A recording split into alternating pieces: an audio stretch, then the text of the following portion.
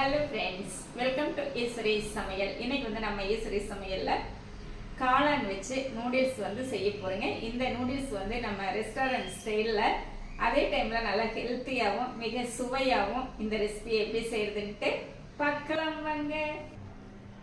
Veg noodles செய்கிறதுக்கு நான் வந்து நூடுல்ஸ் வந்து ஒரு 150 கிராம் எடுத்திருக்கேங்க. இதில் வந்து நம்ம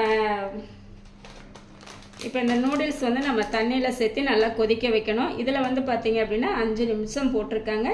இதில் என்ன மெத்தட் போட்டிருக்காங்களோ அதே நம்ம ஃபாலோ பண்ணிக்கலாங்க. நம்ம நூடுல்ஸ் வேக வைக்கிறதுக்கு ஒரு கடாயில் வந்து தண்ணி சேர்த்திட்டேங்க. இந்த தண்ணி வந்து பார்த்திங்க அப்படின்னா ஒரு 650 மில்லி அந்த அளவுக்கு வரும். இப்போ இதில் நம்ம ஒரு ஸ்பூன் எண்ணெய் சேர்த்திக்கலாம்,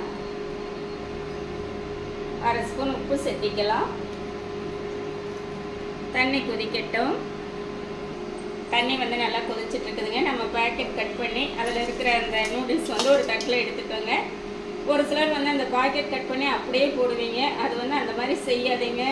நம்ம இந்த மாதிரி கட் பண்ணி வேறு ஒரு இதில் எடுத்து வச்சுட்டு நல்லா பார்த்து கரெக்டாக எல்லாமே இருக்காது, பூச்சியெல்லாம் இல்லாமல் இருக்கா அப்படின்னு சொல்லிட்டு பார்த்து அப்புறமா சேர்த்திக்கலாங்க.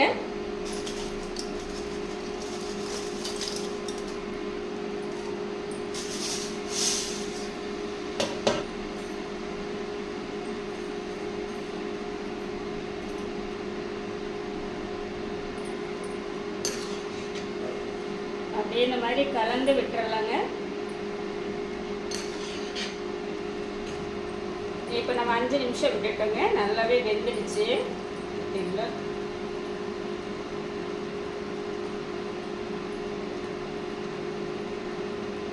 இப்போ நல்லா கட்டாகி வருது. இப்போ வந்து நம்ம எடுத்துக்கலாங்க. இதை அப்படியே நம்ம தண்ணி வடிகட்டிக்கலாங்க.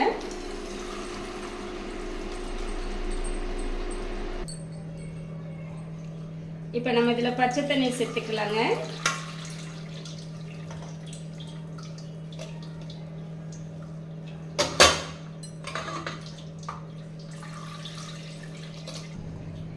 இப்போ நம்ம பச்சை தண்ணி விட்டு நல்லா கலந்து எடுத்துட்டோங்க. இப்போ தண்ணி வந்து நல்லா வடிஞ்சிருச்சு. இப்போ இந்த டைமில் நம்ம கொஞ்சமாக மேலாப்பில் ஆயில் அப்ளை பண்ணிக்கலாங்க.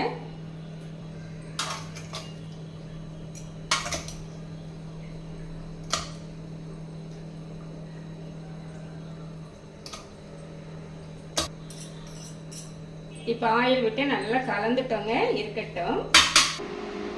நம்ம அடுத்து அதே கடாய் வச்சுட்டோங்க.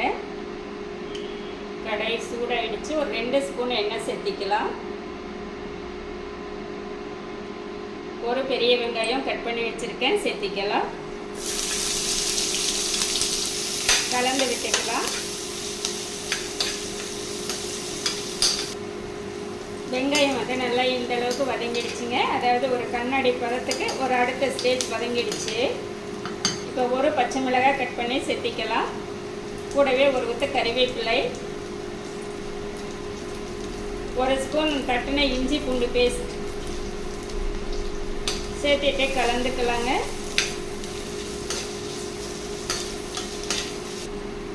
ஒரு கேரட் கட் பண்ணியிருக்கேன், சேர்த்திக்கலாம்.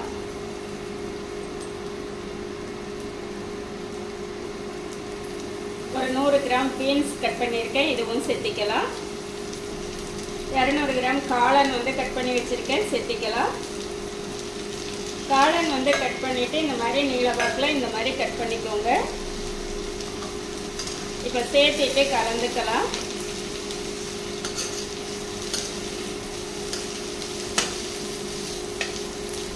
இந்த காயெல்லாம் வதங்கும் போது அடுப்பு வந்து கொஞ்சம் குறைச்சி வச்சுக்கோங்க.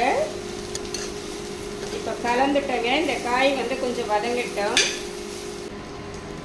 இப்போ காய் எல்லாமே நல்லா ஒரு 80% வதங்கிடுச்சுங்க.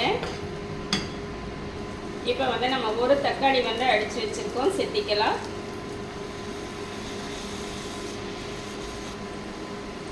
அடுத்து வந்து நம்ம நூடுல்ஸ் மசாலா வந்து சேர்த்திக்கலாங்க. ஒரு 2 ஸ்பூன் அளவு சேர்த்திக்கலாம்.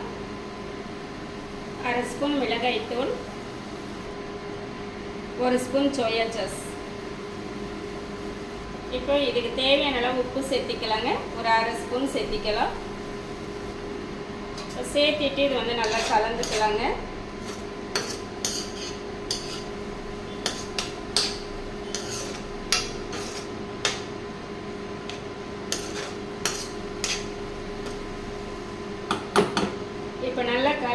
நிமிஷம் வதங்கட்டும். அடுப்பை சிம்மில் வச்சு நல்லா ஒரு 3 நிமிஷம் கலந்து விட்டுட்டேங்க. அந்த பச்சை வாசமெல்லாம் போய் நம்மளுக்கு மசாலா வந்து நல்லா ரெடி ஆகிடுச்சு. பார்த்தீங்களா? இப்போ வந்து நம்ம நூடுல்ஸ் சேர்த்துக்கலாங்க.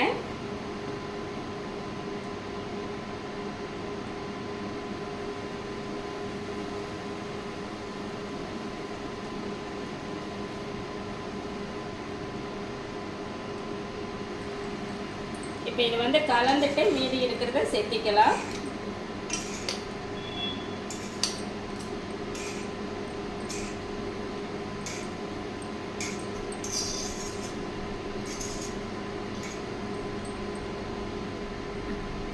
இப்போ இந்த அளவுக்கு கலந்துட்டேங்க. இப்போ மீதி இருக்கிறதும் சேர்த்துக்கலாம்.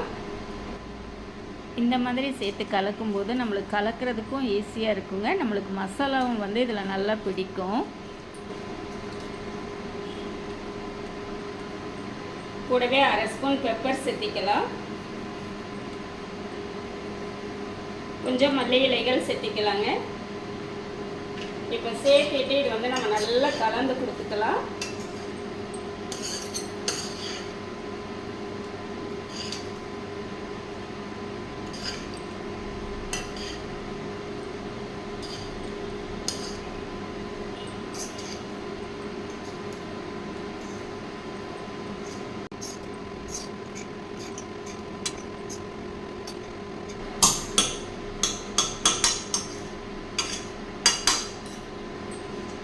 அவ்வளோதாங்க. இப்போ வந்து நல்லா நம்ம மிக்ஸ் பண்ணிட்டேங்க. இப்போ நம்மளுக்கு வந்து நல்லா ஜம்முன்னு காளான் நூடுல்ஸ் வந்து ரெடி. இந்த மாதிரி குழந்தைகளுக்கு செஞ்சு கொடுங்க. வீட்டிலையே இந்த மாதிரி நம்ம ஆரோக்கியமாக செஞ்சு கொடுக்கறது ரொம்ப நல்லதுங்க.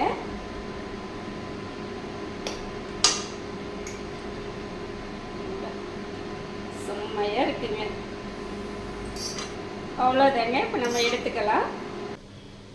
இப்போ நம்ம நூடுல்ஸ் வந்து டேஸ்ட் பார்த்துடலாங்க.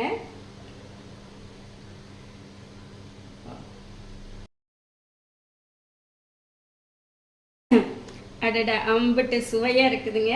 நம்ம ரெஸ்டாரண்ட்ல எல்லாம் வாங்கி சாப்பிடுவோம் பார்த்தீங்களா, அதே டேஸ்ட்டு மாறாமல் இருக்குதுங்க. ஏன்னா இந்த மாதிரி இருந்தால் தான் நம்ம குழந்தைகள்லாம் இன்றைக்கி விரும்பி சாப்பிட்றாங்க. நம்ம வந்து வீட்டில் இந்த அளவுக்கு நல்லா ஹெல்த்தியாக செஞ்சு கொடுத்தா அவங்களுக்கு ரொம்ப பிடிக்குங்க.